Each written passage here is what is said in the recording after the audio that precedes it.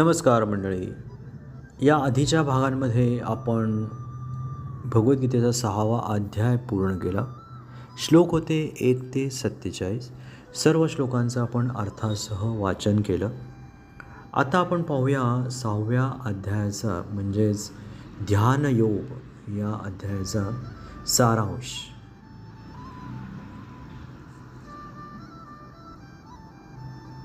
भगवद्गीतेच्या 6व्या अध्यायाचा सारांश म्हणजे ध्यानयोग, ज्यात कर्मयोग म्हणजे निष्काम कर्म, आत्मसंयम, संतुलित जीवनशैली आणि सर्व जीवांमध्ये एकरूपता यावर भर दिला गेला आहे. खरा योगी तोच जो फळाची अपेक्षा न ठेवता कर्तव्य करतो, मन आणि इंद्रियांवर संयम ठेवतो, संतुलित आहारविहार करतो आणि सर्व प्राण्यांमध्ये परमेश्वराला पाहतो, ज्यामुळे त्याला परमशांती मिळते आणि तो परमात्म्यात विलीन होतो. मंडळी,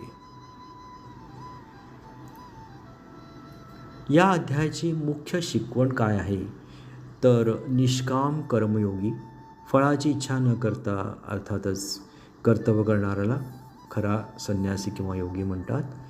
फक्त अग्नी किंवा क्रियांचा त्याग करणारा नाही. मंडळी, संतुलित जीवन योग्यासाठी योग्य प्रमाणात खाणे, झोपणे, काम करणे आणि विश्रांती घेणे आवश्यक आहे, जेणेकरून मन शांत राहील.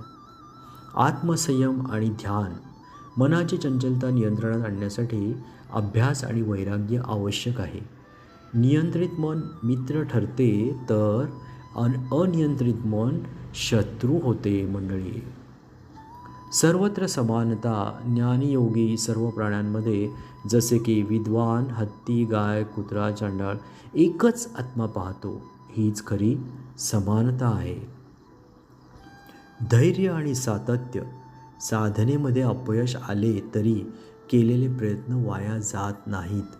योगी अनेक जन्मांच्या अभ्यासाने परिपूर्णता प्राप्त करतो.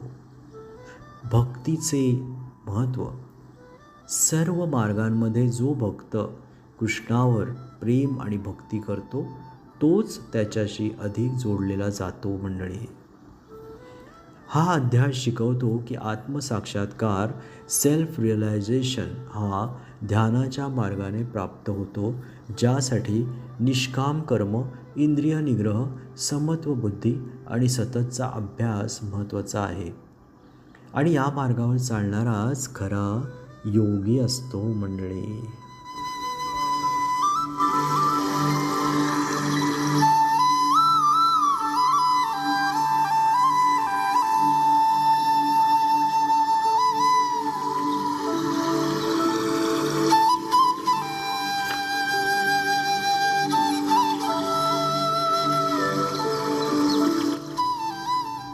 हा होता 6व्या अध्यायाचा सारांश. आता पुढील भागांमध्ये आपण 7वा अध्याय, सप्तम अध्याय पाहणार आहोत. त्याचे श्लोक आहेत 1 ते 30 आणि अध्यायाचं नाव आहे ज्ञान विज्ञान योग.